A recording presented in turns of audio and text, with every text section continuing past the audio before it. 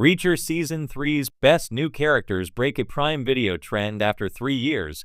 Reacher Season 3 introduced some great new characters, which helped make it one of the strongest seasons yet. Reacher Season 3 adapted Persuader, the 7th novel, and comfortably one of the best. As entertaining as the second series was, it can't be denied there was a dip in quality. The story was intensely generic, and the show missed the dynamic between Alan Ritchson's Reacher, Finley Malcolm Goodwin, and Roscoe Willa Fitzgerald. Meeting Reacher's old teammates from the 110th Special Investigators during Season 2 was fun, but the chemistry wasn't the same. The show might be titled Reacher, but it was Finley and Roscoe who ended up stealing the hearts of viewers during Season 1. The central trio provided it with its soul, with Ritchson, Fitzgerald, and Goodwin all sharing fantastic chemistry with each other. Reacher was obviously the focus, as it should be with any series titled Reacher, but it was just as entertaining to hang around with Roscoe or Finley. It was fun watching the uptight Finley gradually thaw and come around to Reacher's blunt methods, while the romance the latter formed with Roscoe was oddly sweet. There was some legitimate concern that Season 2 would suffer for their absence, which was partly true. The Lee Child Jack Reacher books rarely feature returning characters, so there was never going to be another series where Roscoe and Finley played major roles. Still, that's not to say the Special Investigators weren't a fun group to hang with.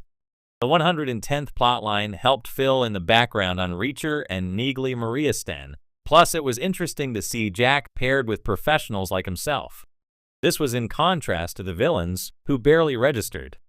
This was a failing of the writing as opposed to the acting, as Robert Patrick Terminator 2, Judgment Day, and Ferdinand Kingsley did their best with thin, one-note roles.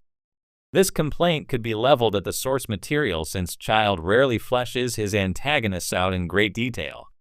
The bad guys in the first season weren't much better, though at least KJ Kleiner Chris Webster had some shades to his character. After 2 series where Reacher's allies were the best supporting characters, Season 3 has made the villains the most interesting. That's not to say Reacher's latest agent Duffy Sonia Cassidy wasn't a strong addition, but the likes of the hulking bodyguard Polly Olivier Richters or the truly menacing Quinn Brian T were the series breakouts. While not a total villain, Anthony Michael Hall's Beck was the most well-developed too. He was a businessman stuck under the heel of Quinn and forced to run guns for him. And despite his posturing, he slowly crumbled as the season progressed. For 3 years, Reacher on Prime Video has built a reputation for its brutal hand-to-hand combat, concise storytelling, and of course, Alan Ritchson's mountain of a man in the title role. But even with the show's widespread acclaim, one recurring trend began to dull its otherwise razor-sharp edge: the supporting characters. Until now, most newcomers in each season of Reacher have been serviceable, often likable, but rarely memorable. They tended to orbit Reacher's sun without ever casting their own shadows.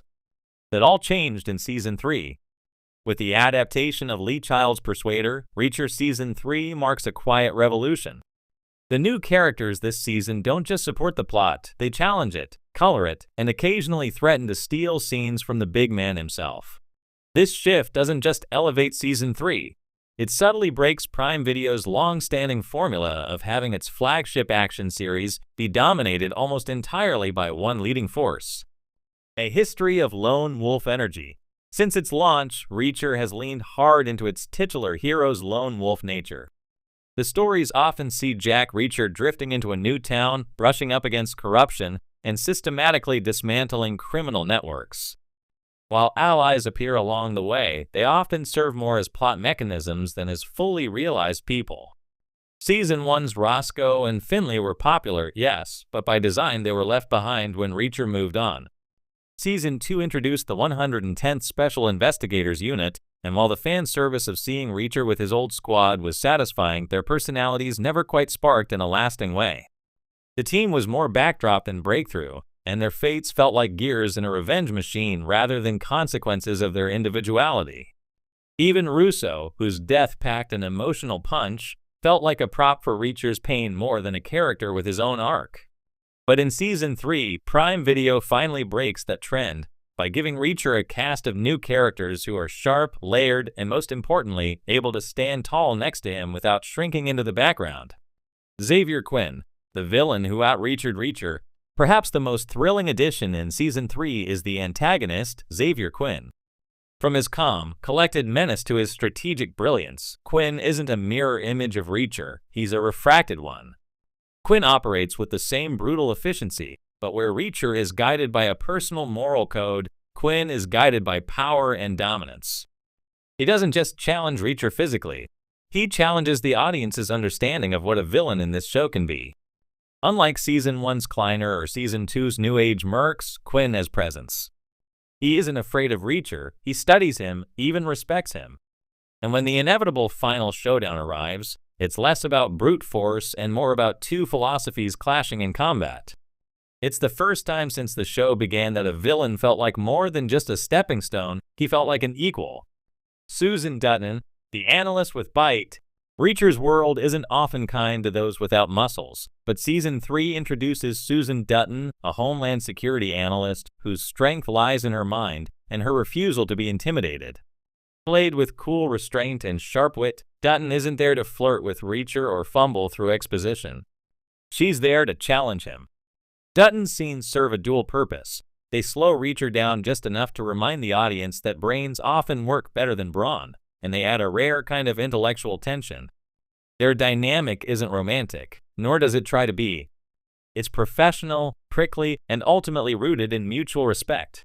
She may not punch anyone, but Dutton is the first desk-bound character who doesn't feel disposable in a Reacher storyline, a refreshing break from Prime Video's usual use and discard approach.